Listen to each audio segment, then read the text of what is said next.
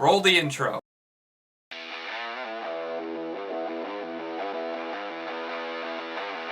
Hi gang, welcome back.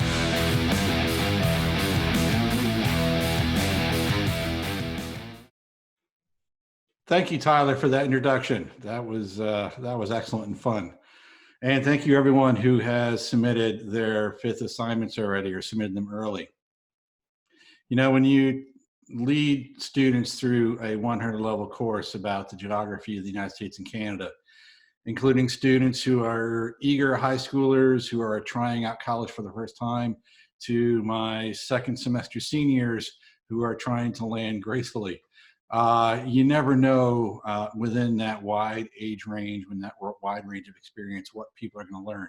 So I thought you'd appreciate a couple of clips from some of the submissions, hearing what your peers have learned. I'm really upset that our class did end, because even though it was just like a 100 class and everybody like overlooks those and it's just a gen ed, I got way more out of it than I ever expected to. I learned that Pennsylvania is actually really important to the whole United States economy. I found Appalachia very interesting because I found out most of PA is a part of Appalachia in the northern part. I'm from Appalachia, and so is all of my family. And today I got my dog Izzy here. So the second thing I really enjoyed learning in your class was the different physiographic regions that are located in the United States and Canada. Number one is that geography is much bigger than just knowing what places are. It actually talks about the landscape, the different features that each land has, like the fall line between the Piedmont region and the coastal plains, for example. For me, the two big things that I learned about the geography of the United States and Canada this semester is that geography is not just about land formations in a certain region or area. It's about how a region influences people to live the lives that they live and establish their culture and identity in an area, and what influences them to either stay in that area or eventually move to another place. And the second thing I learned is about Nova Scotia, the bypass east, and the cod fishing. And I found that very interesting because my family has a summer home up in Nova Scotia near Liverpool, and we go there every year. We're going there this year, hopefully. And it was just interesting to see how important Nova Scotia at least used to be, because when you go there now, it's losing even a lot of its tourism. It's a very empty place, and it's crazy to think that it was an important area, extremely important, many years ago. And the second thing, I remember we talked about this in class, and this stuck out to me, was that megalopolis is the largest conurbation in the U.S. It consumes just 2% of U.S. land area, but is home to greater than 16% of the U.S. population, which is about 52 million people. So that was pretty surprising for such a large amount of our country's population to be situated in a relatively small portion of the actual land area for the country. The second thing I learned is how interconnected megalopolis is, especially when we looked at that map of all the lights and saw that that whole strip of megalopolis is pretty much merged together with the suburbs connecting each other. Two things I learned this semester. One was all the provinces that are connected, I guess, to the United States. Hi, I'm Derek, and one thing I learned throughout the course of this semester about US and Canadian geography is that Canada has a large urbanized center similar to that of megalopolis in the US, and in Canada it's known as Canada's National Core, and this area includes the major cities of Quebec, Toronto, and Montreal, as well as surrounding areas. The distinct divide between Ontario and Quebec, the cultural aspects, really interested me. When we looked on Google Earth at the Ottawa River, one side Ottawa, one side Quebec, how different that was. You saw the English names, and then you saw all the French names. And as a French student, it's definitely something that I found interesting.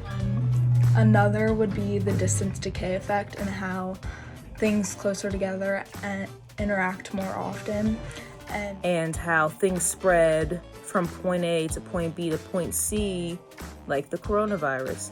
It started in Wuhan, China. It went here, it went there because of travel. People traveled, you went in planes, cars. Everyone was moving around and taking this virus with them that they didn't know they had and spreading it from friends to family and all over.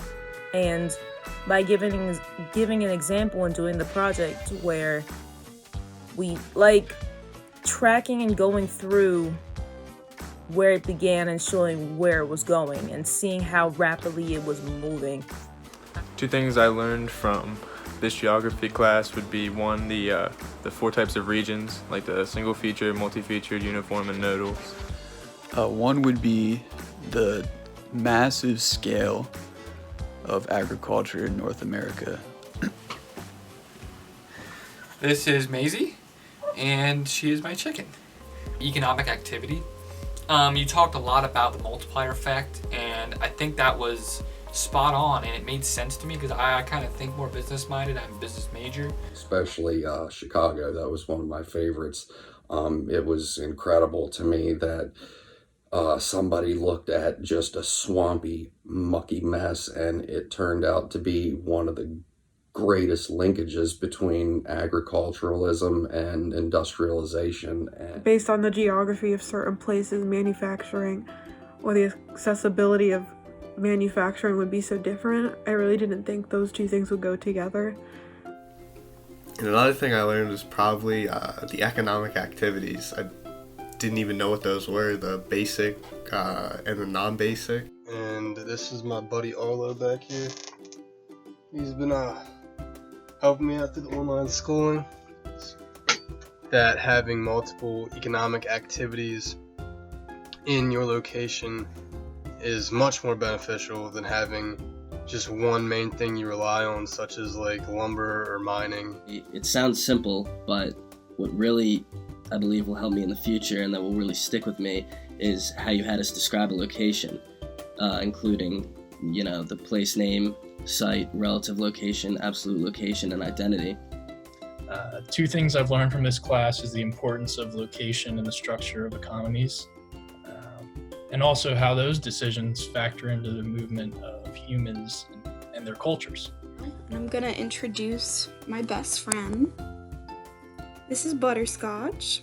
I also learned more about the migrations in grade school and everything. We just learned, I guess, how what the migrations were and then the year, and that was kind of, you memorize that and that's it. I was not really aware, I guess, or I didn't think too much about it, that they kind of probably built off of one another. And it kind of bummed me out that I couldn't sit through class anymore, because I'm sure you had a lot of cool lessons planned. And I changed my degree path to, I'm still a business major, but I'm getting a GIS certificate just because this class and my world geography class helped me understand that geography is interesting and there's a future, there are future jobs out there that have to deal with geography, and if I can pair that degree or a certificate with a business degree, could help me in the future. And it's just something I'm interested in. Well, Connor, I'm so glad you got so much out of the course, out of your 2 geography courses. Welcome to the department. And thank you for everyone again who submitted your assignments. I'm glad to see so many of you got so many different things out of our course together.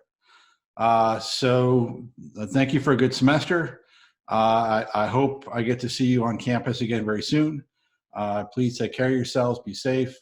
And I think I'll just let Matt take us out. Bye, everyone.